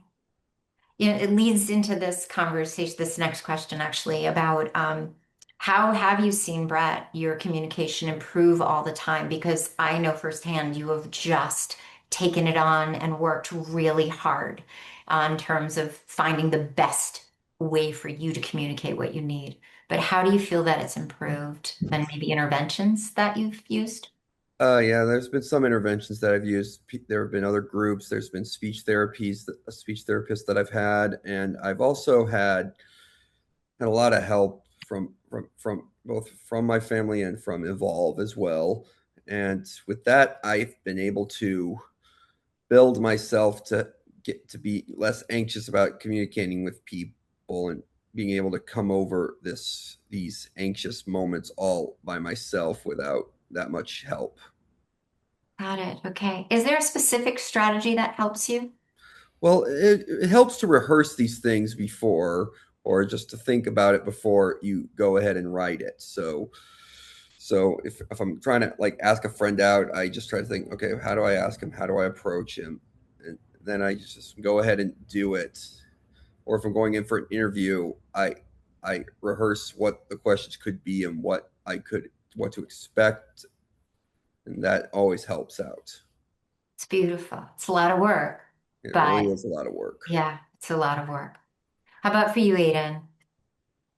Um, I'm sorry, could you repeat the question one more time? Yeah, thank you for advocating. I love that. Just wanting to know, in terms of how has your communication improved over time, and maybe some strategies that you've used that have been helpful. Ah, yes. So for me, it wasn't necessarily a conscious process. As you mentioned a little earlier, I was diagnosed very late in seventh, eighth grade. And even until like I transitioned into high school, I wasn't really sure or didn't have any like of that kind of like support set up. So in the meantime, I found that I was really, really invested in all sorts of media, like books, TV, movies, and like even like stuff like economics and like other scientific reports, that I could find on the internet. And having the like a larger vocabulary is probably one of the biggest tools that allowed me to continue to develop my communication. It would be things like someone says some word in like a movie or like in real life, and I'm just like, oh, what's that word mean? And then they explain to me, and I'm like, oh, I like that word, and then I start using it, and it's like stuff like that that just accumulated over like many years that helped a lot with me. As for other strategies, I would say more recently through Evolve, I've been learning about those minor little social interactions where it's like I could be a little misunderstood. It's not like, I guess, a big stuff where it's like, oh, why would you say that, right? It's more like, that feels kind of off, like when I say it, and those minor miscommunications. So what I've been doing is just, I don't always understand why it is off. So I just focus rather on trying to understand. I was like, just don't do it. Like, or do this. It's change it into yes or no's. So I don't know, like, because when I start thinking about it, it becomes, overcomplicated. Right, totally get it. There are those social nuances that you're right. Like you sort of just like, well, why? But we are always thinking about employment. I appreciate your partnership. Guys, I think this next question is a really important one, and you both alluded to it, but this is really about how does anxiety and stress impact your communication? Brett, do you want to talk a little more about that? Anxiety and stress really affects the communication because you're always fearing like what's going to happen in the future rather than just focusing on the present at the moment. So, for example, if you want to ask a friend, but you're afraid, oh no, no, or you go to an interview unprepared and you're like, oh no, what if I screw this up? And what if something bad happens? So it's always going to affect you negatively, and it will always, and this stuff can always make it hard for people to communicate because they're always afraid of what will happen rather than what is currently happening. Wow, great. Aiden? In my case, it's a little similar. With anxiety, I have very strong physiological responses.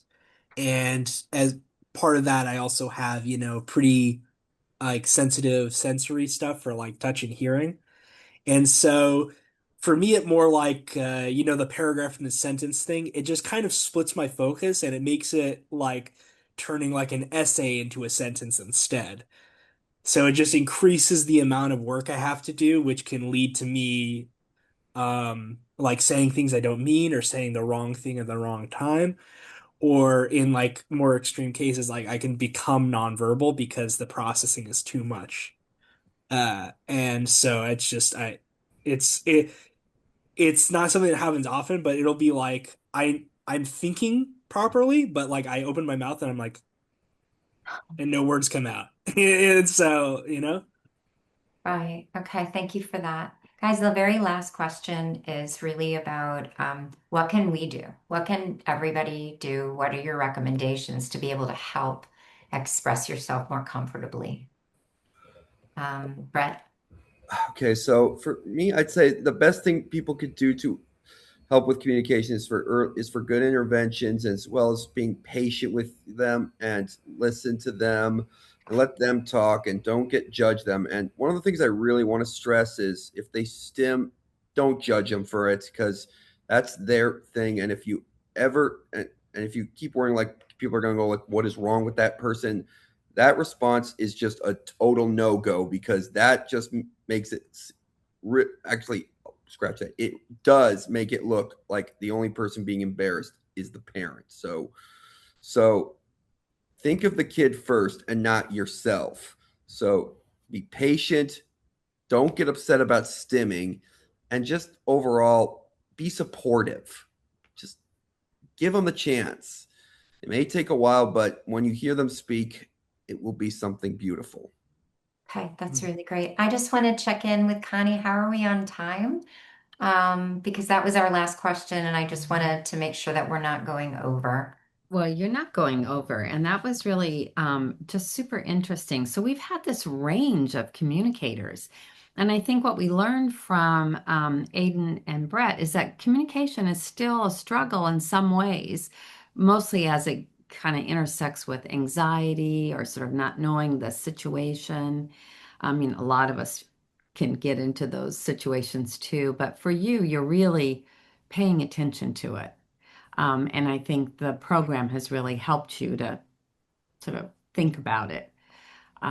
So that was great. Is there anything that you guys, anything else you want us to know? Aiden, did you want to share what strategies work for you um, and like what other uh, people can do?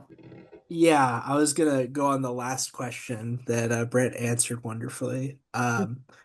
In my case, it was a lot of like trial and error, but I think that letting the person like get their words through and like that patience aspect and avoiding assumptions or judgments, right? Like it's one of those things where like I'll be making a sentence and then if you get like interrupted or if like I take a pause and they're like coming to an assumption and then start talking, I'm like, why did I even bother saying anything if you're just gonna already have your own opinion like about it?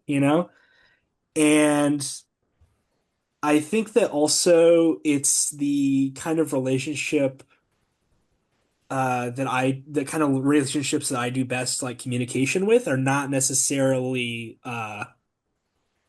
unequal. I don't know if that like it doesn't have to be um how do I say like I'm better or you're better or whatever like these authoritarian type relationships. It's more comfortable for me in like equitable things where yeah, there's rules, but it's a partnership, right? We're in this together.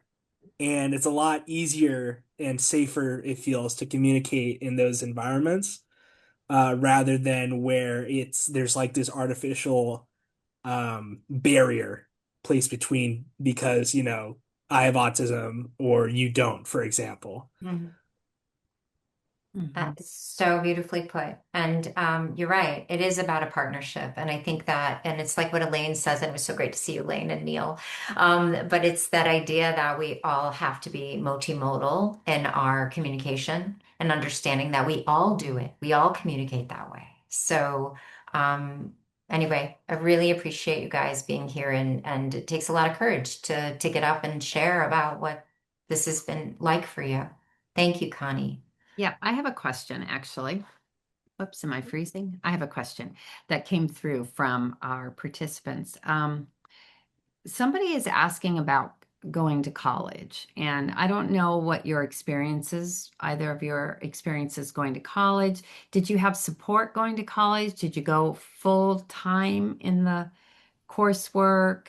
I think a parent is asking about her 18-year-old son, who's very popular, has a speech delay, but can communicate, wants to go to college, just graduated with honors from high school, or is graduating, I guess. And just wanting to know if, what to do, like what kind of, how do, how do you teach advocacy skills, probably, and independence? And did you need special help in the college? For me, when I was in college, I didn't really have that much help, but I did do have help from the outside, and it took a few tries, and I had a lot of support from both the professors and some others, and it was really easier for me once as time went on, since I had a lot of help from what I had from before. So, but but I can't say mine will work for everyone, but I'm pretty sure there are people out there who are willing to help. So I suggest give it a try. But if the kid is confident in what he can do, let him do it. Mhm, mhm. I think my big take on that one is that, yeah, it should be that partnership I mentioned earlier. Just ask, okay, here's what I'm worried about, and this is why. And then can you tell me what you think about it? It doesn't have to be like, oh, do I need to protect him? Or think like situation like that. You can work with him to solve the problem if you're worried about it. And if he says he's fine, like even if he goes in there and has some trouble, right? There's still a support network. Like you're still there for him. So, and making mistakes is great for learning, right? And everyone does it. So it's worth just for building self-advocacy. The best way is just get them to say what they want. Just have an actual conversation like, here's what I'm concerned about. What do you want to do? And what do you think? That's the actual using it is the best way to build it rather than like trying to artificially like force it or like pull back at certain points. You don't need like this, I guess, engineered relationship. You can just be honest. Right. In fact, for me, it's a lot easier when people just directly tell me what they're thinking. Mhm, mhm. And it sounds like you probably found your people in college, right? You had to find them. In my case, let's see, I had a plan going in, but I arrived at unfortunate timing. Mm, It was just post-COVID lockdown, and so a lot of the supports that I was expecting to be there were not present. Like, for example, they had like three high-level positions in their disability support services that were in the process of they're looking for them. They weren't there. And so I got bad luck with that. I did like have like somewhat of a plan. It's just uh I would say it kind of going in can be like challenging, but I think that it's still one of my most valuable learning experiences despite uh like not going perfectly. mhm. As for like finding my people, that would are I mostly online. Like the internet has been a great boon to me in that way. I have like international friends, interstate friends that are really good for me. And, my parents have been pretty consistently supportive, even though they don't always understand certain things. And so that's been really helpful. Great.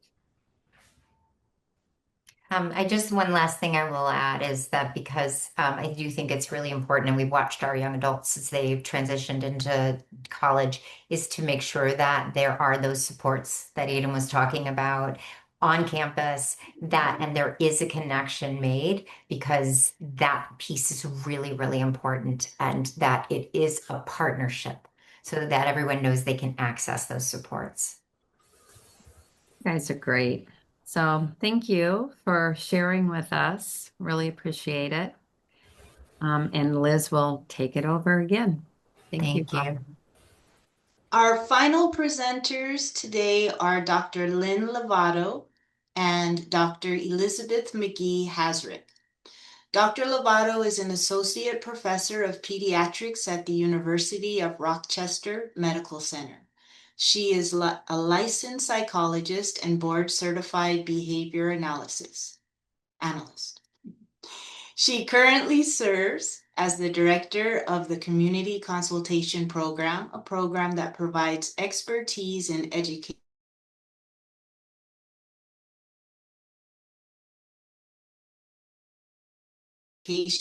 and Dr. Elizabeth McGee Hasrick is an associate professor at the Drexel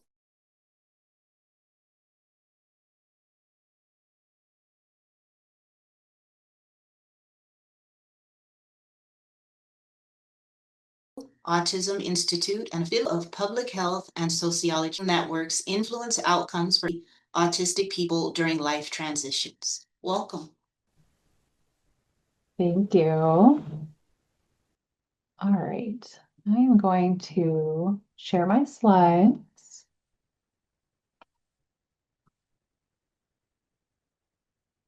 All right, perfect. Thank you for having me be a part of this conference. Really excited to share a little bit about a project we're running that we like to refer to as CLASS, Communication, Learning, and AAC for Student Success. This project is a part of a group of projects under what we call ARC, or the Autism Research Consortium on Communication, which is a group of researchers from across the country who are coming together with different sub-projects all around the same focus of communication. So funded by the Health Resources and Services Administration, I'm going to focus on our project that we're running, again, called CLASS. What we are hoping to do is look at some of the barriers and facilitators to using more speech generating devices in classrooms. So what we find through my experiences working in schools is, and I think this has been referred to earlier, is that oftentimes folks see these devices being used for requesting. So they get brought out at meal times, and it's very simple that, oh, the child's eating, I'm going to bring out their device, they can request they want more juice, and then the device gets put away. So we want to know a little bit more about this, because we would love to see devices being used all day and every day in different contexts. And I should point out again that this is focusing on elementary classrooms. I think more secondary get a little bit more of the hang of it, but I think sometimes when these devices are a little bit more new or novel to the students, sometimes educators don't know exactly what to do with them or how to fully integrate them into the classroom. So first step is we are currently developing a survey that we're going to be launching very soon, asking educators, speech therapists, a little bit more information about what might stand in the way of using this device throughout the day. And then in the next couple years, we hope to take the information that we learned from the survey and try a simple pilot intervention that maybe could help this process in the classroom. To, learn about, what would be the best intervention, we are doing community partner research, which means that we are partnering with community members throughout the entire process. So these are experts in the field who, work in schools, have children who use devices, and help us along the way creating the survey questions. They're going to help us come up with the intervention. And the idea is that we want to make what we're doing actually feasible and sustainable in classrooms. I know a lot of times there is a very big gap between research projects and what actually takes place on the ground, and we want to try to reduce that gap. So we have a community advisory board who are said experts in the field with both lived and professional experience, and we are inviting them to give input along the entire way. We are currently in the first year of this project.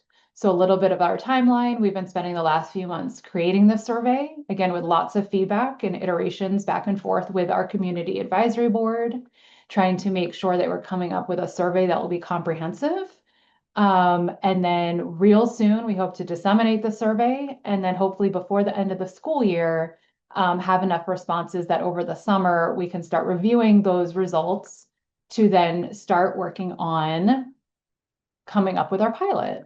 So the entire way, the CAB will be influencing what we do, both from the survey that we're going to collect now, and then also be influencing the pilot intervention that we'll be running the next couple years in schools.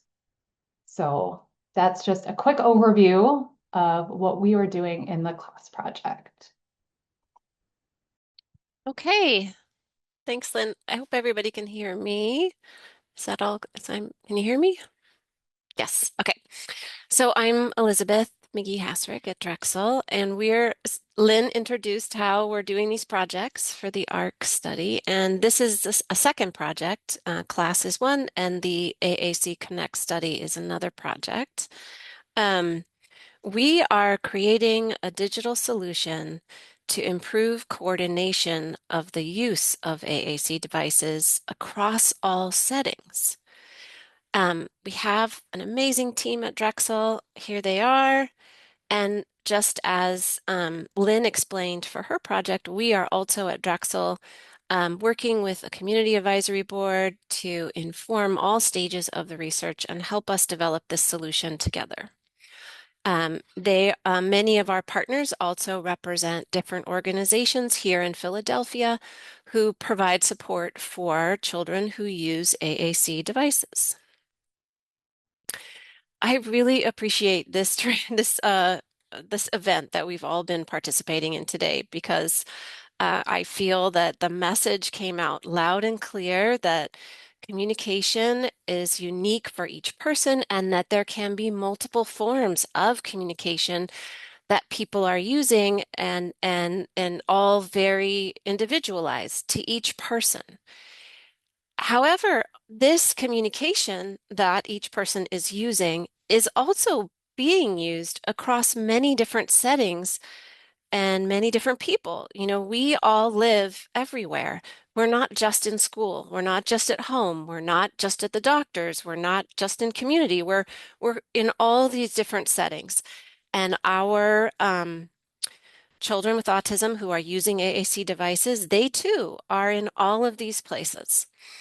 So we are thinking hard about how to create a solution that could support the coordination and the collaboration across all of these settings to support each child and their unique communication system.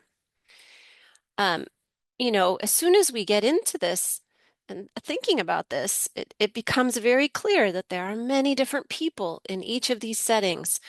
At school, you have teachers, you have peers, you have aides, you have bus aides, you have, you know, all these different people at school who are supporting the child and communicating with the child with the AAC device.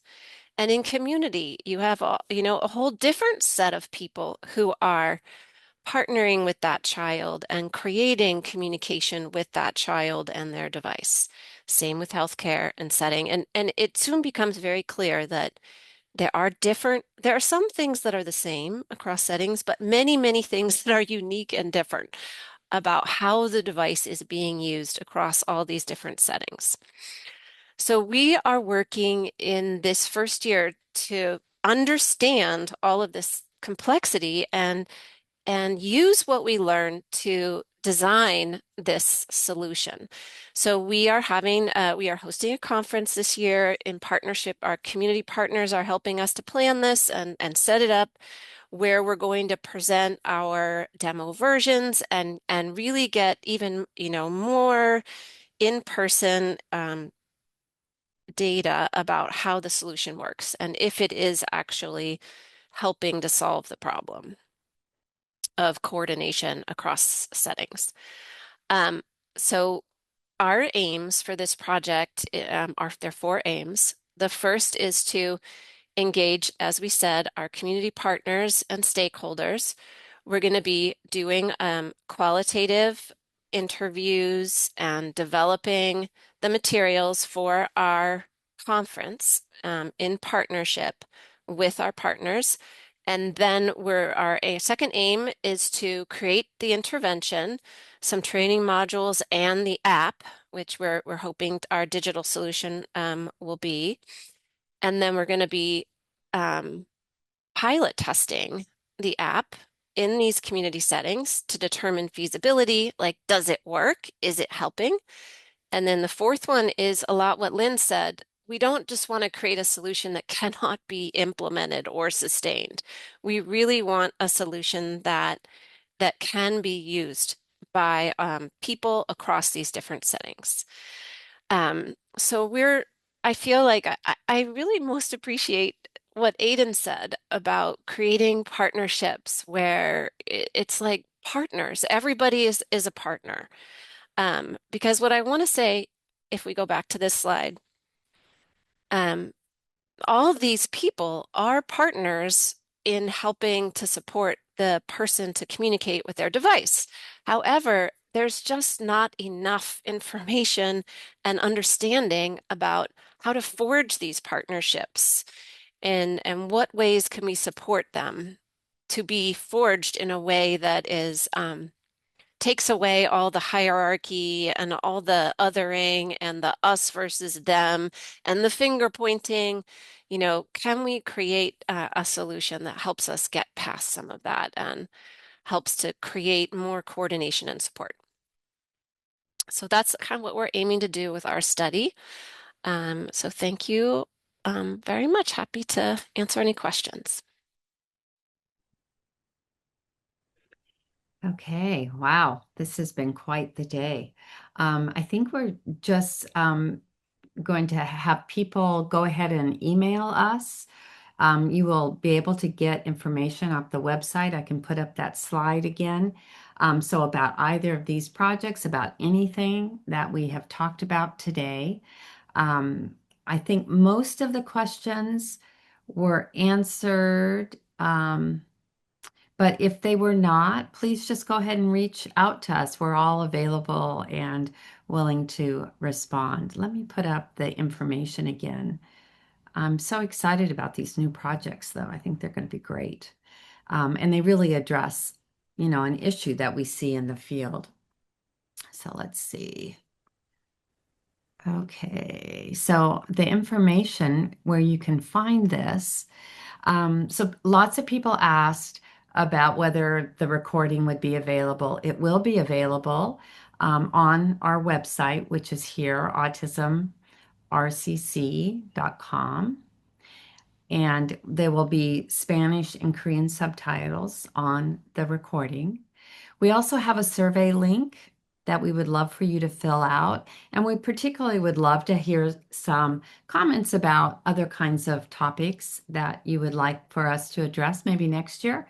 Remember that the focus of this particular project is all around communication. Today, we've sort of hit a lot of different areas of communication, none of them in probably as much depth as some of you may have wanted in certain areas, but we can try to pick that up in years to come. Please let us know if you're interested in either of these projects. There are ways to get involved, even if you don't live wherever the researcher is located. And then, yes, please just fill out the survey link at the end. And with that, we can end the conference. So thank you very much.